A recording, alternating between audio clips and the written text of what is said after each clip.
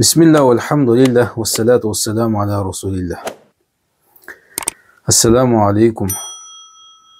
Adamdın başına düşkön oru, kıyınçılık, maşakat, müşkül, dünya köygöylөрünün köpçülügün Allah Taala bu sizlerden öz kolуңар менен жасаган иштердин себебинен деп айтты. Башкача айтканда, insanın başına düşkön kaygı, kapa, kıyınçılık, жетишпестик, başka nerселердин köpçülügü insanın күнөөлөрүнүн себебинен экенин белгиледи. Эми мына ушул нерселерди ача турган жолду дагы пайгамбар саллаллаху алейхи вассалам бизге айтты, көрсөттү. Эгерде ким bir күндө 100 жолу Subhanallohi ve bihamdih деп айтып жүргөн болсо, анда анын күнөөсү деңиздин көбүгүндөй болсо дагы кечирилет dedi.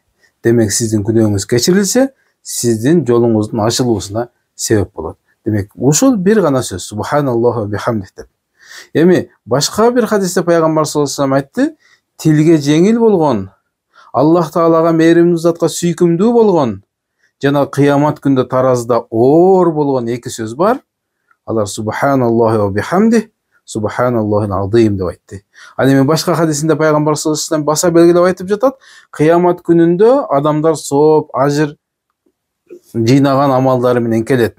Бирок ким эгерде Subhanallohi ve bihamdih деп эртең менен жана кечинде айтып жүргөн болсо, кыямат күнүндө бул киши алып келгенче сыйлыкты эч ким алып келе албайт. Кыямат күнүндө мына ушул сөздү айтып жүргөн, мына ушул зикирди айтып жүргөн кишинин ажыры, сообу ушунчалык көп болот, андан эч ким ашып түшө албайт. Бир гана ким ашып түшүшү мүмкүн деди пайгамбар саллаллаху алейхи вассалам. Ким ошого жеткире айткан болсо, же андан ашыра айткан болсо, ошол гана ашып кетиши мүмкүн деди. Демек, биздин көйгөйлөрдүн чечилүүсүнө эң жеңил жол, эң жеңил зикир, тилге пайгамбар саллаллаху алейхи вассалам тилге өтө жеңил Subhanallohi ve bihamdihi kelimesi.